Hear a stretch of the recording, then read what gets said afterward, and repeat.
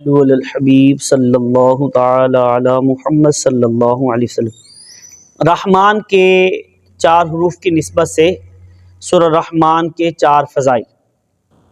Number 1، مولا علی شیر خدا کرم اللہ تعالی وجہ الکریم سے روایت ہے کہ میں نے نبی پاک صاحب الاولاق سیاح افلاق صلی اللہ تعالی علیہ وآلہ وسلم کو یہ فرماتے ہوئے سنا کہ ہر چیز کے لیے زینت ہے، اور قرآن پاک کی زینت سورۃ رحمان ہے۔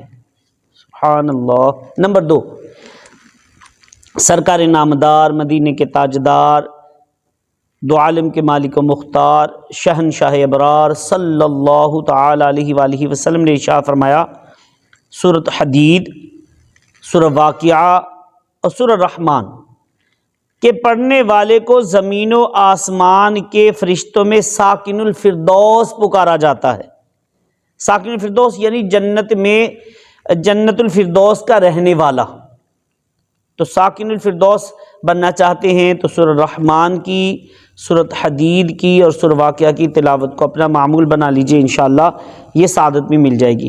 نمبر 3، حضرت جابر بن عبداللہ رضی اللہ تعالیٰ سے روایت ہے کہ سرکار دو عالم، نور مجسم، شاہ بنی آدم، رسول محتشم صلی اللہ تعالی علیہ وآلہ وسلم صحابہ کرام علیہم رضوان کے پاس تشریف لائے اور سورہ رحمان ابتدا سے آخر تک تلاوت فرمائی، اور سب صحابہ خاموش رہے۔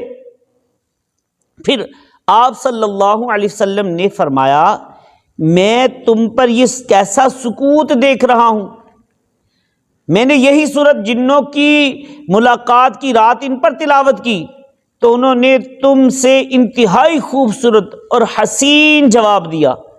میں نے جب بھی اس آیت کو پڑھا، جب بھی اس آیت پر پہنچا، فَبِأَيِّ آلَاءِ رَبِّكُمَا تُكَذِّبَانِ، تو انہوں نے کہا، وَلَا بِشَيْءٍ مِّن نِّعَمِكَ رَبَّنَا نُكَذِّبُ فَلَكَ الْحَمْدُ، یعنی اے ہمارے رب عز و جل، ہم تیری نعمتوں میں سے کسی بھی شے کو نہیں جھٹلاتے، سب تعریفیں تیرے لیے ہے۔ نمبر 4، سورہ رحمان 11 بار پڑھنے سے مقاصد پورے ہو جاتے ہیں۔